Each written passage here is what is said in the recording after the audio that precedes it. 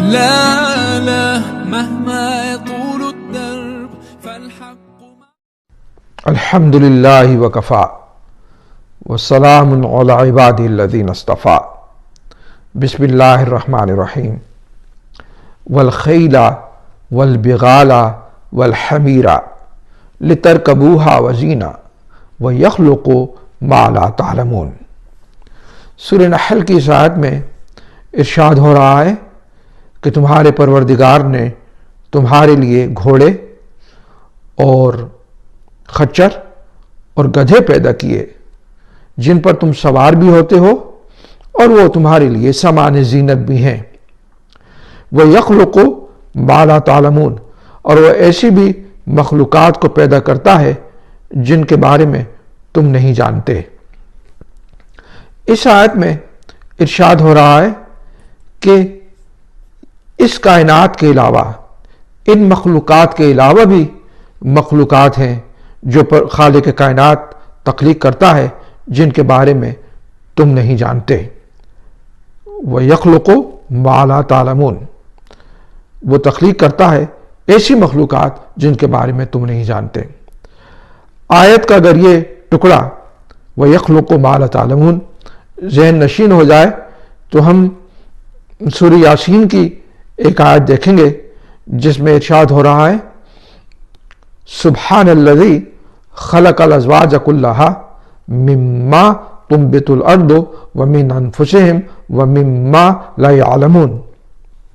پاک ہے پروردگار کہ جس نے ہر چیز کو جوڑوں میں پیدا کیا ہے، زمین سے جو نباتات اگتے ہیں ان میں بھی جوڑے ہیں، انسانوں میں بھی جوڑے ہیں، اور ایسی بھی مخلوقات ہیں جن کے بارے میں وہ نہیں جانتے۔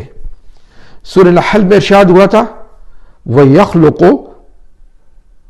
مَا لَا تَعْلَمُونَ، کہ وہ ایسی مخلوقات پیدا کرتا ہے جن کے بارے میں تم نہیں جانتے، اور یہاں ارشاد ہو رہا ہے وَمِمَّا لَا يَعْلَمُونَ، ایسی بھی مخلوقات ہیں جن کے بارے میں وہ نہیں جانتے۔ تو یہی فقط یہی کائنات نہیں ہے اور یہی مخلوقات نہیں ہے جن کے بارے میں ہم جانتے ہیں، ان کے علاوہ بھی پروردگار کی مخلوقات ہیں جن کے بارے میں انسان نہیں جانتا۔ سورہ شورى قرآن مجید کا 42واں سورہ ہے، اور وہاں ارشاد ہو رہا ہے وَمِنْ آيَاتِهِ خَلْقُ السَّمَاوَاتِ وَالْأَرْضِ وَمَا بَثَّ فِيهِمَا مِنْ دَابَّةٍ، کہ یہ اس کی نشانی میں سے نشانی ہے، یہ آسمان کی تخلیق، زمین کی تخلیق، اور یہ بھی نشانی ہے کہ اس نے زمین اور آسمانوں میں دابہ پھیلا دیے ہیں، دونوں میں، فیہما، آسمانوں میں بھی دابہ ہیں اور زمینوں میں بھی دابہ۔ دابہ کے معنی ہے چلنے پھرنے والے جاندار، آسمانوں میں بھی چلنے پھرنے والے جاندار ہیں اور زمین میں بھی چلنے پھرنے والے جاندار پروردگار نے پھیلا دیے۔ ملائکہ الگ مخلوق ہیں اور دابہ الگ مخلوق ہیں، کیونکہ سورہ نحل میں ملائکہ اور دابہ کو الگ الگ مخلوقات کی حیثیت سے بیان کیا گیا۔ تو یہ کائنات جو ہم دیکھتے ہیں، یہ مخلوقات جو ہم دیکھتے ہیں، ان کے علاوہ بھی پروردگار عالم کی مخلوقات ہیں، اور سلسلہ تخلیق جاری ہے اور مسلسل تخلیق ہو رہی ہے، مسلسل۔ یہ بات ہم اس لیے کہہ سکتے ہیں کہ سورہ فاطر قرآن مجید کا 35واں سورہ ہے، ارشاد ہو رہا ہے یزید فی الخلق ما یشاء، وہ اپنی مخلوقات میں اضافہ کرتا رہتا ہے جیسے وہ چاہتا ہے، تو وہ اب بھی تخلیق کر رہا ہے۔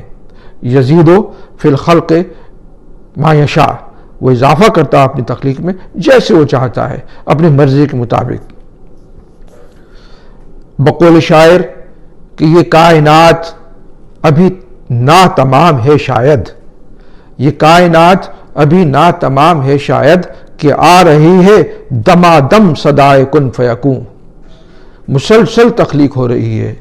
وہ پروردگار ارشاد کرتا ہے کہ اس نے چلنے پھرنے والے جاندار زمین میں ہی بسا دیے اور آسمانوں میں بھی دابا یعنی چلنے پھرنے والے جانداروں کو پھیلا دیا.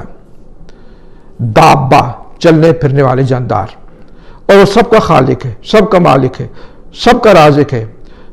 سورہ عنکبوت میں ارشاد ہو رہا ہے 29واں سورہ ہے قرآن مجید کا کہ وَكَأَيٍّ مِّن دَابَّةٍ لَا تَحْمِلُ رِزْقَهَا اللَّهُ يَرْزُقُهَا وَإِيَّاكُمْ وَهُوَ السَّمِيعُ الْعَلِيمُ, کہ کتنے دابہ ہیں, کتنے چلنے پھرنے والے مخلوق ہے جو اپنی پیٹھوں پر رزق لادے پھرتے ہیں.